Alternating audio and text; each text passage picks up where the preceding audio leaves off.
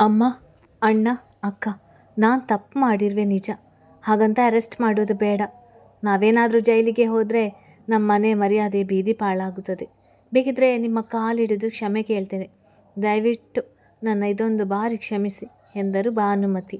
ರಮೇಶ್ ಕಾಲಿಡಿದು ಅಳುತ್ತಲೇ. ಅವರ ಮಾತುಗಳನ್ನು ಕೇಳುವುದರ ನಡುವೆ ಅಭಿಮನ್ಯು ಮನಸ್ಸು ಕಣ್ಣು ಎರಡು ತಾನು ಕೇಳಿದ ವಿಷಯದಿಂದ ಒದ್ದೆ ಆಗಿತ್ತು. ಪಲ್ಲವಿ, ಶ್ರೀ ಎಲ್ಲಿ ಹೋದಳು ಎಂದನು. ಉಸಿರು ಬಿಗಿ ಹಿಡಿತು ನೋವಿನಿಂದ. ಎಲ್ಲರ ಗಮನ ಈಗ ಅಭಿಯತ್ತ ಹರಿಯಿತು. ಗೊತ್ತಿಲ್ಲ ಸರ್, ರಾತ್ರಿ ನಾವು ಎಷ್ಟು ಹಿಂಸೆ ಮಾಡಿದರೂ ಇರದೆ, ವೇದಕ್ಕಳ ಜೊತೆನೂ ಹೋಗದೆ ಮನೆಗೆ ಆಟೋದಲ್ಲಿ ಹೋಗ್ತೇನೆ ಅಂತ ಹೇಳಿ ಹೋದರು ಎಂದರು ಪಲ್ಲವಿ ಕೈ ಇಸುಕುತ್ತ. ನೀನು ಈ ವಿಷಯವನ್ನು ರಾತ್ರಿ ನನಗೆ ಫೋನ್ ಮಾಡಿ ತಿಳಿಸಬೇಕು ತಾನೆ? ನಾನು ಇಂಚರನ ಮಾತು ನಂಬಿ ಸುಮ್ಮನಾಗಿ ಬಿಟ್ಟೆ. ಅದು ನನ್ನದೇ ತಪ್ಪು. ನಾನು ರಾತ್ರಿಯೇ ವಿಚಾರಿಸಬೇಕಾಗಿತ್ತು ಎಂದನು ಚಿಂತೆಯಿಂದ ಹನೆ ಹೊತ್ತಿಕೊಂಡು. ಇಲ್ಲ ಬಾಬಾ, ಇದರಲ್ಲಿ ನಿಮ್ಮ ತಪ್ಪೇನಿಲ್ಲ. ಇದೆಲ್ಲ ನನ್ನ ಹೊಣೆ. ನನ್ನಿಂದಲೇ ಇದೆಲ್ಲ ಆಗಿದ್ದು. ಅವಳು ನನಗೆ ಪದೇ ಪದೇ ಆರೋಗ್ಯ ಜೋಪಾನ, ಊಟ ತಿಂಡಿ ಸರಿಯಾಗಿ ಮಾಡು, ಕೊರಗಬೇಡ ಎಂದಾಗಲೇ ನಾನು ಯೋಚಿಸಬೇಕಾಗಿತ್ತು. ನಾನು ಅವಳ ಮಾತನ್ನು ಮಾಮೂಲಿಯಂತೆ ತೆಗೆದುಕೊಂಡೆ. ಅದಲ್ಲದೆ ಅವಳು ನನಗೆ ವಾಪಸ್ ಬರುವೆ ಎಂದು ಹೇಳಿದಾಗ ನಂಬಿಬಿಟ್ಟೆ. ನಾನು ಅವಳನ್ನು ಇಲ್ಲೇ ಉಳಿಸಿಕೊಳ್ಳಬೇಕಾಗಿತ್ತು ಎಂದಳು ಇಂಚರ ಅಳುತ್ತಲೇ, ತನ್ನನ್ನೇ ಶಪಿಸಿಕೊಂಡು. ಶ್ರೀನಿಕಾ, ಫೋನನ್ನು ಟ್ರೇಸ್ ಮಾಡು. ವರುಣ್, ಅವಳು ಹೇಳಿದ್ದಾಳಂತ ಗೊತ್ತಾಗುತ್ತೆ ನೋಡು. ಮುಂಚಿನ ಬಾರಿ ಕೇಸ್ ಸಲುವಾಗಿ ಬ್ಯುಸಿ ಇದ್ದುದರಿಂದ ನಾನು ಅವಳ ವಿಷಯಕ್ಕೆ ಹೆಚ್ಚು ಗಮನ ಹರಿಸಲಿಲ್ಲ. ನೋಡು ಅವಳೆಲ್ಲಿರುವಳು ಎಂದು. ನಾನು ಅವಳ ಜೊತೆ ಮಾತನಾಡುತ್ತೇನೆ ಎಂದನು ಈಶಾನ್. ಅವನಿಗೆ ಒಂದರ ಮೇಲೊಂದು ತಲೆನೋವು ಬಂದು ಸುಸ್ತಾಗಿದ್ದರಿಂದ ಅವರ ಫೋನ್ ಮಂಟಪದಲ್ಲಿ ಸ್ವಿಚ್ ಆಫ್ ಆಗಿದೆ ಅನ್ಸುತ್ತೆ ಇಶು. ಅದರಿಂದ ಮುಂದಕ್ಕೆ ಯಾವ ಲೊಕೇಶನ್ ತೋರಿಸ್ತಿಲ್ಲ. ಬಹುಶಃ ಅವರು ಬೇಕಂತಲೇ ಮದುವೆ ಮನೆಯಲ್ಲಿ ಫೋನ್ ಸ್ವಿಚ್ ಆಫ್ ಮಾಡಿದ್ದಾರೆ ಎಂದನು ವರುಣ್. ಹೀಗೇನು ಮಾಡೋದು? ಅವಳನ್ನು ಹೇಗೆ ಕರೆದುಕೊಂಡು ಬರೋದು? ಛೇ, ಈ ಹುಡುಗಿ ಯಾಕೆ ಹೀಗೆ ಮಾಡೋದು? ಅಭಿ, ಅವಳ ಕೆಲಸ ಮಾಡುವ ಹತ್ತಿರ ವಿಚಾರಿಸಿ ನೋಡು, ಏನಾದರೂ ಕ್ಲೂ ಸಿಗ್ಬೋದು. ಇಷ್ಟು ಬೇಗ ಅವಳು ಬೇರೆ ಕಡೆ ಹೋಗಲು ಸಾಧ್ಯವಿಲ್ಲ ಎಂದರು ನಿರುಪಮ ಸೊಸೆಯ ನೆನೆದು. ಇನ್ನೇನು ಮಾಡಲು ಆಗೋದಿಲ್ಲ. ಒಂದು ಪೊಲೀಸ್ ಕಂಪ್ಲೇಂಟ್ ಕೊಡಬೇಕು. ಇಲ್ಲ ಎಂದರೆ ಅವಳ ಫೋನ್ ಆನ್ ಆಗೋವರೆಗೂ ಕಾಯಬೇಕು, ಅಥವಾ ಅವಳಾಗಿಯೇ ಮನೆಗೆ ಬರಬೇಕು ಎಂದನು ವಿಶಾನ್. ಕಂಪ್ಲೇಂಟ್ ಬೇಡ, ಏನು ಬೇಡ. ಬರೀ ಪೊಲೀಸ್ ಕೇಸ್ ಅಂತ ಕೇಳಿ ಕೇಳಿ ಸಾಕಾಗಿದೆ. ಹೋಗಿರುವವರು ಅವಳಾಗಿಯೇ ಬರಲಿ ಬಿಡು. ರಾತ್ರಿ ನನ್ನ ಬಳಿ ಅಷ್ಟು ಪ್ರೀತಿಯಿಂದ ನಡೆದುಕೊಂಡವಳು ಈಗ ಈ ರೀತಿ ಮಾಡಿದ್ದಾಳೆ. ನಾನು ಅಷ್ಟು ಹೋಗಬೇಡ ಎಂದು ಪರಿಯಾಗಿ ಹೇಳಿದರೂ ಅವಳಿಗೆ ಅರ್ಥ ಆಗಲಿಲ್ಲ. ಮುಂಚೆ ಆದರೆ ನನ್ನ ತಪ್ಪಿತ್ತು. ನನ್ನ ಸಲುವಾಗಿ ಮನೆಯಿಂದ ಹೋಗಿದ್ಲು. ಹಾಗಾಗಿ ಕಾಡಿ ಬೇಡಿ ಕರೆದುಕೊಂಡು ಬಂದೆ. ಈ ಬಾರಿ ನಾನು ಹೋಗೋದಿಲ್ಲ. ಇಲ್ಲಿ ಎಲ್ಲರ ಕಣ್ಣಿಗೆ ನಾನೊಬ್ಬ ಜೋಕರ್ನಂತೆ ಕಾಣ್ತಿರ್ಬೋದು. ಅದಕ್ಕೆ ಎಲ್ಲರೂ ನಿಮಗಿಷ್ಟ ಬಂದಂತೆ ಆಡಿಸ್ತಿದ್ದೀರ. ಮೊದಲು ನಾನೊಬ್ಬ ಮನುಷ್ಯ ಎನ್ನುವುದು ಅರ್ಥ ಮಾಡಿಕೊಳ್ಳಿ. ನನಗೆ ಬರೀ ಇದೇ ಕೆಲಸವಲ್ಲ ಎಂದನು ಕೋಪದಿಂದ. ಅವನಿಗೆ ಚಿಂತೆಯಲ್ಲಿ ಕೊರಗಿ ಸಾಕಾಗಿ ಹೋಗಿತ್ತು. ಅದರಲ್ಲಿ ಮತ್ತೆ ಶ್ರೀನಿಕಾ ಮಾಡಿದ್ದು ಅಸಮಾಧಾನ ತಂದಿತ್ತು. ಅಭಿ, ಹೀಗೆಂದರೆ ಹೇಗೆ? ಅವಳು ಭಾನುಮತಿ ಬೆದರಿಸಿದ್ದಕ್ಕೆ ಇಂಚರಾಗಿ ಏನಾದರೂ ಮಾಡಿಬಿಡುತ್ತಾಳೆ ಎಂದು ಹೆದರಿಕೊಂಡು ಮನೆ ಬಿಟ್ಟು ಹೋಗಿದ್ದಾಳೆ. ಅವಳೇನು ಬೇಕಂತ ಹೋಗಿದ್ದಾಳ? ನೀನು ಹೀಗೆಂದರೆ ಅವಳನ್ನು ಹುಡುಕೋದಾದರೂ ಹೇಗೆ ಎಂದರು ನಿರುಪಮ ಮಗನ ಓಲೈಸುತ್ತ. ಯಾರು ಹುಡುಕೋದಿಲ್ಲ. ಅವಳಿಗೆ ಬರಬೇಕು ಅನ್ನಿಸಿದಾಗ ಬರ್ತಾಳೆ ಬಿಡಿ. ಭಾನುಮತಿ ಅವರು ಎದುರಿಸಿದರೆ ಬಂದು ನನ್ನ ಬಳಿ ಹೇಳಬೇಕು. ಅಥವಾ ಇಶಾನ್ ಇರಲಿಲ್ವಾ, ವರುಣ್ ಇರಲಿಲ್ವಾ? ಯಾರು ಬೇಡ ಎಂದರೆ ಇಂಚರ ಬಳಿಯೇ ನೇರವಾಗಿ ಹೋಗಿ ಇವರಿಂದ ಬೆದರಿಕೆ ಇದೆ ಎಂದು ಎಚ್ಚರಿಕೆ ನೀಡಿದರೆ ಆಗ್ತಿರ್ಲಿಲ್ವೇ? ಯಾವುದನ್ನು ಬಾಯಿ ಬಿಟ್ಟು ಹೇಳದೆ ತನಗೆ ತಾನೇ ಮನ ಬಂದಂತೆ ಅಂದುಕೊಂಡು ನಿರ್ಧಾರ ತೆಗೆದುಕೊಂಡರೆ ನಾನೇನು ಮಾಡಬೇಕು? ನನ್ನ ಸುತ್ತ ಬರೀ ಇಂಥವರೇ ಇರಬೇಕಾದ್ರೆ ನಾನು ಇನ್ನೇನು ಮಾಡಲು ಸಾಧ್ಯ ಎಂದನು ಭಾನುಮತಿ ಕಡೆ ಕೈ ತೋರಿಸಿ ಗುಡುಗಿದ. ಭಾನುಮತಿ ಮುಂದೆ ನಿಂತವ. ಈಗ ನಿಮಗೆ ಸಂತೋಷವಾಯ್ತಾ? ನನ್ನ ನೋಡಿ ಖುಷಿ ಆಯಿತಾ? ಹೋಗಿ ಹೊಟ್ಟೆ ತುಂಬ ಹಾಲು ಕುಡೀರಿ, ಅಥವಾ ನಾನೇ ಏನಾದರೂ ಸಿಹಿಯಾಗಿ ಮಾಡಿಸಿ ಕೊಡ್ತೇನೆ. ಸಂತೃಪ್ತಿಯಾಗಿ ತಿಂದು ಖುಷಿಪಡಿ. ಯಾಕೆಂದರೆ ನನ್ನ ಜೀವನದಲ್ಲಿ ಬಹು ದೊಡ್ಡದಾದ ಕಂಟಕ ನೀವೇ. ನನಗೆ ಗೊತ್ತಿಲ್ಲ ನಾನು ಯಾವ ಜನ್ಮದಲ್ಲಿ ನಿಮ್ಮನ್ನು ಎಷ್ಟು ನೋವು ಮಾಡಿದ್ದೇನೋ, ಹಿಂಸಿಸಿದ್ದೇನೋ ಎಂದು. ಅದನ್ನು ಈ ಜನ್ಮದಲ್ಲಿ ಬಡ್ಡಿ ಸಮೇತ ವಸೂಲಿ ಮಾಡ್ತಿದ್ದೀರಿ.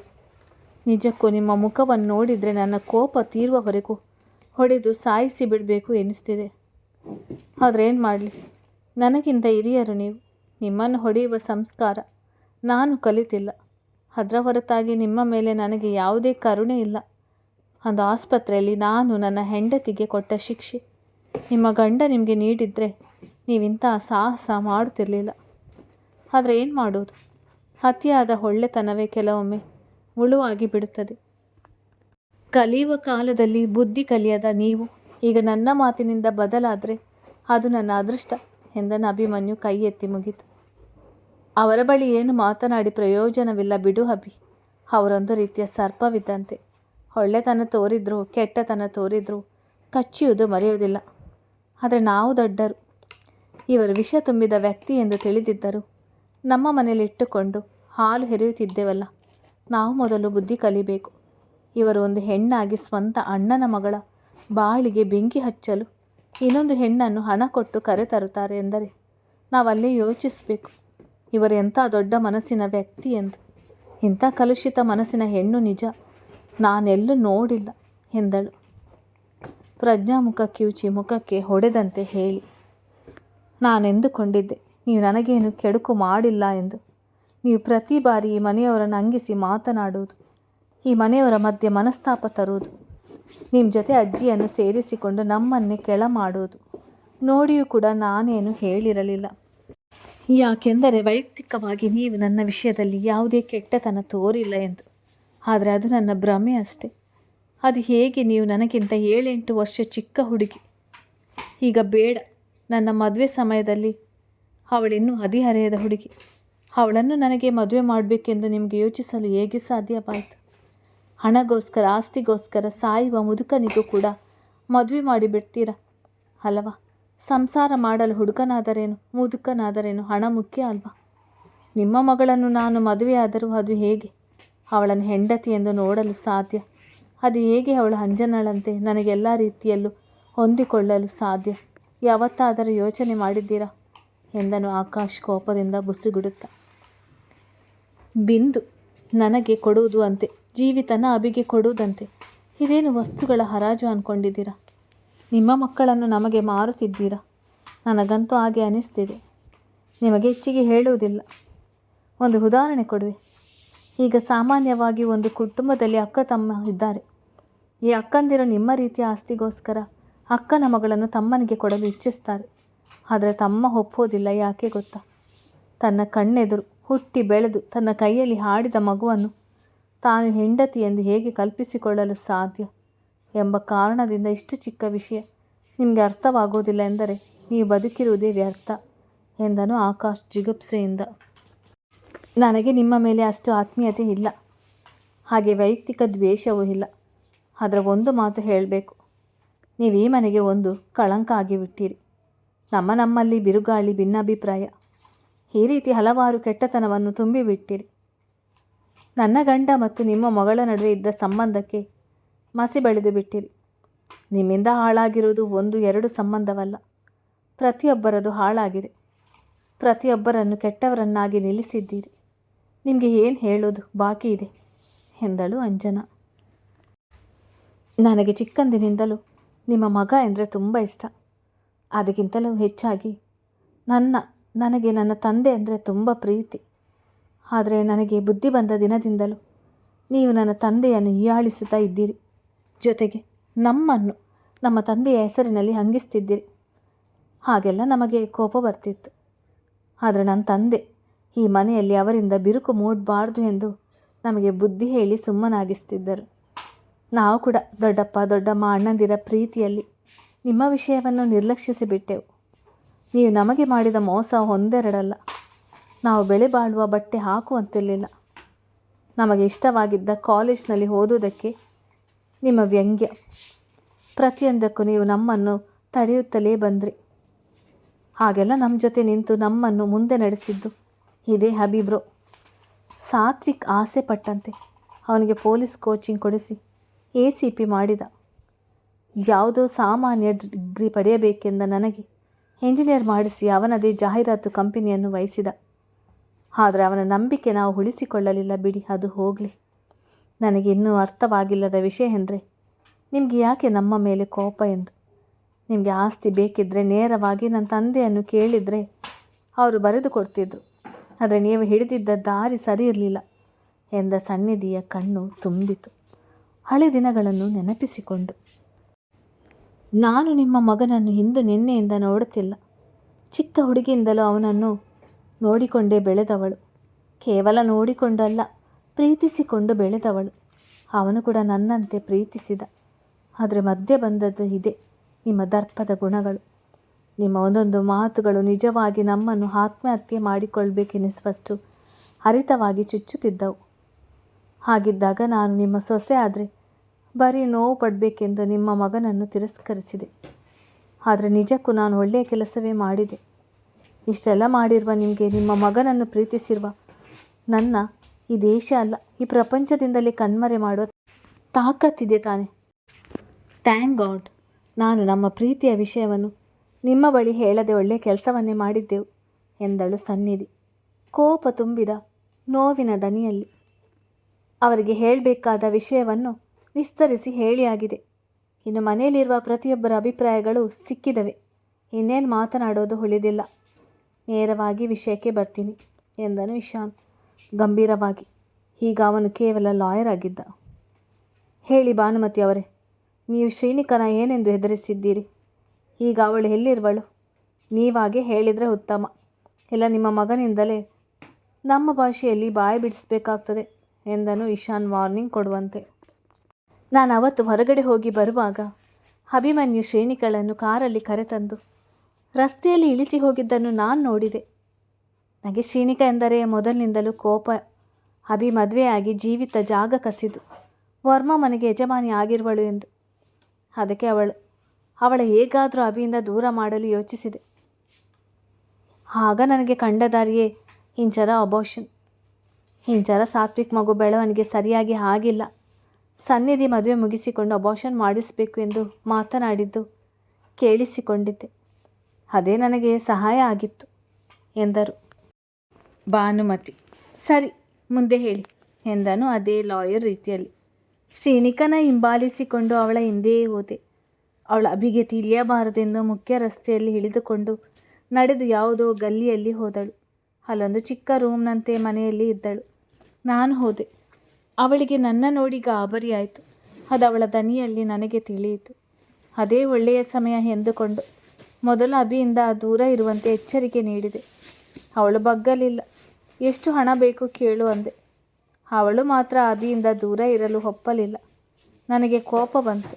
ಅದಕ್ಕೆ ಇಂಚರ ತಾಯಿ ಆಗುತ್ತಿರುವ ಬಗ್ಗೆ ಹೇಳಿ, ನೀನು ಒಪ್ಪದಿದ್ದರೆ ಇಂಚರಗೆ ತಿಳಿಯದಂತೆ ಮಗುವನ್ನು ಅಬಾರ್ಟ್ ಮಾಡಿಸಿ ಇಂಚರ ಮೇಲೆ ತಪ್ಪು ಹಾಕಿ ಮನೆಯಿಂದ ಓಡಿಸುವೆ ಎಂದೆ. ಆಗ ಶ್ರೇಣಿಕಾ ಒಪ್ಪಿಕೊಂಡಳು. ಆದರೆ ಎಂದರು ಮಾತು ನಿಲ್ಲಿಸಿ ಎಲ್ಲರ ಮುಖ ನೋಡಿ. ಆದರೇನು ಹೇಳು ಎಂದರು ಅಶೋಕ್ ಗಡುಸಾಗಿ. ಆದರೆ ಅವಳು ನನ್ನ ಮಾತು ಮೀರಿ ನಿನ್ನೆ ಮದುವೆಗೆ ಬಂದು ಬಿಟ್ಟಳು. ಅವಳು ಬಂದಿರೋದು ತಿಳಿದು ನೀವೆಲ್ಲ ಹೋಗಿ ಅವಳ ಬಳಿ ಕ್ಷಮೆ ಕೇಳೋದು, ಅಭಿ ಅವಳ ಆಧರಿಸುವುದು ನೋಡಿ ಶ್ರೇಣಿಕಾ ಮತ್ತೆ ಇಲ್ಲೇ ಉಳಿಯಲು ಬಂದಿರುವಳು ಎಂದು ತಿಳಿದು ಅವಳ ಬಳಿ ಹೋಗಿ ಮತ್ತೊಮ್ಮೆ ಎಚ್ಚರಿಕೆ ಕೊಟ್ಟು ಅಭಿಗೆ ಡೈವರ್ಸ್ ಕೊಟ್ಟು ಈ ಊರು ಬಿಟ್ಟು ಹೋಗುವಂತೆ ಹೇಳಿದೆ. ಅವಳು ಒಪ್ಪಿಕೊಂಡಳು ಎಂದರು ಭಾನುಮತಿ. ಅವರ ಕೆನ್ನೆಗೊಂದು ಬಾರಿಸಿದರು ಅಶೋಕ್ ಕೋಪದಿಂದ ಅವರನ್ನು ಗುರಾಯಿಸುತ್ತಾ. ಅಂದರೆ ಶ್ರೇಣಿಕಾ ನನ್ನ ಬಿಟ್ಟು ಶಾಶ್ವತವಾಗಿ ದೂರ ಹೋದ್ಲಾ? ಅವಳ ಅಕ್ಕನ ಬಗ್ಗೆ ಯೋಚನೆ ಮಾಡಿದಷ್ಟು ನನ್ನ ಬಗ್ಗೆ ಯಾಕೆ ಯೋಚಿಸಲಿಲ್ಲ?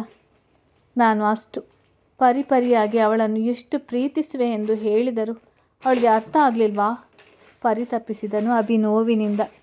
ತನ್ನ ನೋವಿಗೆ ಯಾರ ಹೊಣೆ ಮಾಡುವನು? ಈಗ ಮಾತನಾಡುತ್ತಾ ಕೂರಲು ಸಮಯವಿಲ್ಲ. ಏನಾದರೂ ಮಾಡಬೇಕು ವರುಣ್. ನೀನು ಹೋಗಿ ಬಸ್ ನಿಲ್ದಾಣದ CCTV ಚೆಕ್ ಮಾಡಿ ಬೆಳಿಗ್ಗೆಯಿಂದ ಎಲ್ಲೆಲ್ಲ ಬಸ್ ಹೋಗಿದೆ ಅಂತ ವಿಚಾರಿಸು. ಸಾತ್ವಿಕ್ ನೀನು ರೈಲ್ವೆ ಸ್ಟೇಷನ್ನಲ್ಲಿ ವಿಚಾರಿಸು. ಅವಳು ಬೇರೆ ಕಡೆ ಹೋಗಿದ್ರೆ ಅಲ್ಲಿಂದಲೇ ಹೋಗಬೇಕು ಎಂದನು ಇಶಾನ್ ಏನೋ ಯೋಚಿಸಿ. ಇಶು, ವರುಣ್ ಬೇಡ ಕಣು. ಅವನದು ಅರಶಿನ ಹಚ್ಚಿದ ಹಸಿಮೈ. ಇನ್ನು 3 ದಿನ ಅವನು ರಾತ್ರಿ ಸಮಯದಲ್ಲಿ ಹೀಗೆ ತಿರುಗುವ ಹಾಗಿಲ್ಲ. ಅವನು ಸನ್ನಿಧಿ ಮನೆಯಲ್ಲೇ ಇರಲಿ. ನೀನು ಅಷ್ಟೇ. ಪಲ್ಲವಿ, ಎಲ್ಲೋ ಹೋಗಬೇಡ ಎಂದರು. ಅರ್ಪಿತಾ ಅವರ ಮಾತಿಗೆ ನಿರುಪಮ ತಲೆ ಆಡಿಸಿದರು. ಇಶಾನ್, ನಾನು ಸುಹಾಸ್ ಬಸ್ ನಿಲ್ದಾಣಕ್ಕೆ ಹೋಗಿ ಚೆಕ್ ಮಾಡಿಸಿ ಬರ್ತೀವಿ ಕಣೋ. ನೀನು ಬೇರೆ ಕಡೆ ಹೋಗು ಎಂದನು ಆಕಾಶ್. ಅವನ ಮಾತಿಗೆ ಒಪ್ಪಿದ. ಹಬೀಬ್ರು, ನೀನು ಹೊರಗಡೆ ಆಟೋ ಸ್ಟ್ಯಾಂಡ್ ಸ್ನೇಹಿತರ ಮನೆ ಕಡೆಯೆಲ್ಲ ವಿಚಾರಿಸು. ನಿನಗೆ ಅವಳ ಈಗಿನ ಗೆಳತಿಯರು ತಿಳಿಯದಿದ್ದರೆ ನೂತನ್ ಹತ್ರ ಕೇಳು, ಅವಳ ಫೋಟೋ ತೋರಿಸಿ ವಿಚಾರಿಸು. ಅದೇ ಅವತ್ತು ಇಲ್ಲಿಗೆ ಬಂದು ಶ್ರೀ ಕರೆದುಕೊಂಡು ಹೋದ್ನಲ್ಲ, ಅವನ ಸಂಪರ್ಕಿಸಿ ಎಂದನು. ಅವನ ಮಾತಿಗೆ ಅಭಿ ಒಪ್ಪಿದನು. ಅಮ್ಮ, ದೊಡ್ಡಮ್ಮ, ಅತ್ತಿಗೆ, ನೀವಿಲ್ಲೇ ಇರಿ. ಶ್ರೀ ತವರು ಮನೆಗೆ ಫೋನ್ ಮಾಡಿ ವಿಚಾರಿಸಿ. ಅವರಿಗೆ ಶ್ರೀ ಇಲ್ಲದ ವಿಷಯ ತಿಳಿಯದಂತೆ ನೋಡಿಕೊಳ್ಳಿ. ನಿಮ್ಮ ಜೊತೆ ಅಪ್ಪ, ದೊಡ್ಡಪ್ಪ, ಚಿಕ್ಕಪ್ಪ ಇರ್ತಾರೆ ಎಂದನು. ಅವರು ಒಪ್ಪಿದರು. ಸಮರ್ಥ್ ಬಾವ, ನೀನು ನನ್ನ ಜೊತೆ ಬಾ. ಶ್ರೀ ಇದ್ದ ಮನೆ ಹತ್ತಿರ ಹೋಗಿ ನೋಡಬೇಕು. ಏನಾದರೂ ಮಾಹಿತಿ ಸಿಗುತ್ತದೆ. ಭಾನು ಅತ್ತೆ, ಬನ್ನಿ, ನನಗೆ ಶ್ರೀನ ಮನೆ ತೋರಿಸಿ ಎಂದು ಒಂದೇ ಸಮನೆ ಅವಸರದಲ್ಲಿ ಹೋದರು ಎಲ್ಲರೂ, ಒಂದೊಂದು ದಿಕ್ಕಿಗೆ. ಮನೆಯಲ್ಲಿ ಅಂಜನಾ ದೇವರಿಗೆ ದೀಪ ಹಚ್ಚಿ ಶ್ರೀ ಕ್ಷೇಮವಾಗಿ ಮನೆಗೆ ಬರುವಂತೆ ಬೇಡಿಕೊಂಡಳು. ಗಂಟೆಗಟ್ಟಲೆ ಹುಡುಕಿದರು. ಹೋಗುವ ದಾರಿಯಲ್ಲಿ ಸುತ್ತ ನೋಡಿಕೊಂಡು ಹೋದರು. ಶ್ರೇಣಿಕಳ ಮುಖ ಕಾಣಸಿಗಲಿಲ್ಲ. ಹುಡುಕಿ ಸೋತು ಹೋದರು ಎಲ್ಲರೂ. ಆಗಲೇ ಸಮಯ 9 ದಾಟಿದೆ. ಆಕಾಶ್, ಸುಹಾಸ್ ಬಸ್ ನಿಲ್ದಾಣದ CCTV ಪೂರ್ತಿ ನೋಡಿದ್ರು. ಶ್ರೇಣಿಕಾ ಸುಳಿವು ಸಿಗಲಿಲ್ಲ. ಸಾತ್ವಿಕ್ ರೈಲು ಟಿಕೆಟ್ ಪರೀಕ್ಷಿಸಿದ. ಶ್ರೇಣಿಕಾ ಹೆಸರಿಲ್ಲ. ಸುತ್ತಲೂ ಕಣ್ಣಾಡಿಸಿ CCTV ನೋಡಿದರು. ಶ್ರೇಣಿಕಾ ಕಾಣ ಸಿಗಲಿಲ್ಲ. ಮತ್ತೆಲ್ಲಿ ಹೋದಳು? ಇಂಚರ ಅವಳಿಗೆ ಗೊತ್ತಿರುವವರ ಬಳಿ ವಿಚಾರಿಸಿದರೂ ಪ್ರಯೋಜನವಾಗಲಿಲ್ಲ. ಇಶಾನ್, ಸಮರ್ಥ್, ಭಾನುಮತಿಯನ್ನು ಕರೆದುಕೊಂಡು ಶ್ರೇಣಿಕಾ ಇದ್ದ ರೂಮಿಗೆ ಬಂದರು. ಅದು ಬೀಗ ಹಾಕಿ ಮನೆ ಬಾಡಿಗೆಗೆ ಇದೆ ಎಂದು ಬೋರ್ಡ್ ಹಾಕಿದ್ದರು. ಅವರ ವಿಚಾರಿಸಿದಾಗ ಶ್ರೇಣಿಕಾ 3 ದಿನದ ಮುಂಚೆ ಮನೆ ಖಾಲಿ ಮಾಡಿ ಹೋದರು ಎಂದು ಹೇಳಿದರು. ಮುಂದಿನ ದಾರಿ ಕಾಣದೆ ಕಂಗೆಟ್ಟಿದ್ದರು. ಅಭಿ ಪ್ರತೀಬ್ ಆಟೋ ಸ್ಟ್ಯಾಂಡ್ ರಸ್ತೆ ಬದಿಯಲ್ಲಿ ನೋಡಿಕೊಂಡು ಅವಳ ಫೋಟೋ ತೋರಿಸಿ ಕೇಳಿದರು. ಎಲ್ಲರೂ ಇಲ್ಲ ಎಂದೇ ಹೇಳುತ್ತಿದ್ದರು. ತೀರಾ ನಿರಾಸೆಯಾಯಿತು ಅವನಿಗೆ. ಬೀದಿಗಳಲ್ಲಿ ಅಲೆದರು. ಒಂದು ಕಡೆಯೂ ಹೆಂಡತಿ ಪತ್ತೆಯಾಗಲಿಲ್ಲ. ಕೊನೆಯ ಅವಕಾಶ ಎಂಬಂತೆ ನೂತನ್ ಸಹಾಯದಿಂದ ಕಿರಣ್ ಭೇಟಿ ಮಾಡಿದಾಗ ಶ್ರೇಣಿಕಳನ್ನಿರಿಸಿದ್ದ ಮನೆಯನ್ನು ತೋರಿಸಿದ. ಅದು ವಂದನ ಇರುವ ಬಾಡಿಗೆ ಮನೆಯಾಗಿತ್ತು. ಕಿರಣ್ಗೆ ಶ್ರೇಣಿಕಾ ಬೇರೆ ಮನೆಗೆ ಹೋಗಿದ್ದು ತಿಳಿದಿರಲಿಲ್ಲ. ವರ್ಮಾ ಮನೆಯಿಂದ ಕರೆದುಕೊಂಡು ಬಂದು ವಂದನ ಜೊತೆ ಬಿಟ್ಟು ಹೋಗಿದ್ದರಿಂದ ಆ ಮನೆಯನ್ನು ತೋರಿಸಿದನು. ಅವನಿಗೆ ಧನ್ಯವಾದ ಅರ್ಪಿಸಿ ನೂರಾರು ದೇವರುಗಳನ್ನು ನೆನೆಸಿಕೊಂಡು ದವಗುಡುತ್ತಿದ್ದ ಮನಸ್ಸು ಗಟ್ಟಿ ಮಾಡಿಕೊಂಡು ಕದ ತಟ್ಟಿದ ಹೆಂಡತಿಯೇ ಕದ ತೆರೆಯಲಿ ಎಂಬ ಆಸೆ. ಅವಳು ಖಂಡಿತ ಇಲ್ಲೇ ಇರುವಳು ಎಂಬ ಭಾವನೆ ಮೂಡಿತು. 2 ಬಾರಿ ತಟ್ಟಿದ ನಂತರ ಬಾಗಿಲು ತೆಗೆದ ಹುಡುಗಿಯ ನೋಡಿ ಅಭಿಗೆ ನಿರಾಸೆಯಾಯಿತು. ಅಲ್ಲಿದ್ದವಳು ವಂದನ. ಸರ್ ಎಂದಳು ಆಶ್ಚರ್ಯದಿಂದ ಕಣ್ಣರಳಿಸಿ. ಅದು ನಾನು, ಶ್ರೇಣಿಕಾ ತೊದಲಿದ ತನ್ನದೇ ಕಾಲೇಜಿನ ವಿದ್ಯಾರ್ಥಿ ಮುಂದೆ ನಾಚಿಕೊಂಡು. ಏನು ಸರ್ ನೀವು ಇಷ್ಟೊತ್ತಿನಲ್ಲಿ ನಮ್ಮ ಮನೆಗೆ ಬಂದಿದ್ದೀರಾ? ಏನಾದರೂ ಬೇಕಿತ್ತಾ ಎಂದಳು ವಂದನ ಅದೇ ಶಾಕಿನಿಂದ. ಏನಿಲ್ಲ, ಅದು ಶ್ರೇಣಿಕಾ ಇದ್ದಾಳ. ನಾನು ಅವರ ಮನೆ ಹತ್ತಿರ ಹೋಗಿದ್ದೆ, ಅವಳು ಇಲ್ಲ ಅಂದರು. ಇಲ್ಲಿಗೆ ಬಂದಿರುವಳ, ಸ್ವಲ್ಪ ಕರೆಯಿರಿ ಎಂದನ ಅಭಿ ಧೈರ್ಯ ಮಾಡಿ ಸಣ್ಣ ದನಿಯಲ್ಲಿ. ಶ್ರೇಣಿಕಾ ಇಲ್ಲಿ ಬಂದಿಲ್ಲ ಸರ್. ಮೊದಲು ಇಲ್ಲೇ ಇದ್ಲು, ಆಮೇಲೆ ಇಲ್ಲಿ 5 ಜನಕ್ಕಿಂತ ಜಾಸ್ತಿ ಇರಬಾರ್ದೆಂದು ಬೇರೆ ಮನೆ ಮಾಡಿಕೊಂಡು ಹೋದ್ಲು. ಅಲ್ಲಿ ಕೇಳಬೇಕಾಗಿತ್ತು ಎಂದಳು ವಂದನ ಏನೂ ತಿಳಿಯದೆ. ಹೌದಾ, ಅಲ್ಲಿ ಕೂಡ ಅವಳಿಲ್ಲ. ನಾನು ತುಂಬ ಕಡೆ ನೋಡಿದೆ, ಅವಳೆಲ್ಲೂ ಬಂದಿಲ್ಲ ಎಂದರು. ಇಲ್ಲಿ ಇರ್ಬೋದು ಎಂದುಕೊಂಡು ಬಂದೆ. ಅವಳೇನಾದರೂ ಇಲ್ಲಿಗೆ ಬಂದರೆ ನನಗೆ ತಿಳಿಸಿ ಎಂದವನು ತನ್ನ ಕಾರ್ಡ್ ಕೊಟ್ಟು. ಈ ನಂಬರ್ಗೆ ಫೋನ್ ಮಾಡಿ ತಿಳಿಸಿ. ನಿಮಗೆ ಈ ರಾತ್ರಿಯಲ್ಲಿ ನನ್ನಿಂದ ತೊಂದರೆ ಆಯಿತು, ಕ್ಷಮಿಸಿಬಿಡಿ ಎಂದವನು ತಲೆ ತಗ್ಗಿಸಿಕೊಂಡು ಕೆಳಗಿಳಿದು ಹೋದನು. ಅವನು ಕಾರ್ ಏರಿ ಹೋಗೋವರೆಗೆ ಕಾದವಳು. ಅವನು ಹೋದ ನಂತರ ಬಾಗಿಲು ಮುಚ್ಚಿ ಬಾತ್ರೂಮ್ ಕದ ತೆಗೆದು ಬಚ್ಚಿಟ್ಟುಕೊಂಡಿದ್ದ ಶ್ರೇಣಿಕಳ ಹೊರ ಕರೆದು, ಶ್ರೇಣಿಕಾ ಬಾ, ಅವರು ಹೋದರು ಎಂದಳು ಸಣ್ಣ ದನಿಯಲ್ಲಿ. ಅವಳ ಮಾತಿಗೆ ಹೊರಬಂದವಳು ಸುಮ್ಮನೆ ಒಂದೆಡೆ ಕುಳಿತು ಬಿಟ್ಟಳು. ಅಭಿ ಬಂದದ್ದು ಕಿಟಕಿಯಲ್ಲಿ ನೋಡಿದ ಶ್ರೇಣಿಕಾ ವಂದನಗೆ ತಾನು ಇಲ್ಲ ಎಂದು ಹೇಳುವಂತೆ ತಿಳಿಸಿದ್ದಳು. ವಂದನ ಅವಳು ಹೇಳಿದಂತೆ ಮಾಡಿದ್ದಳು.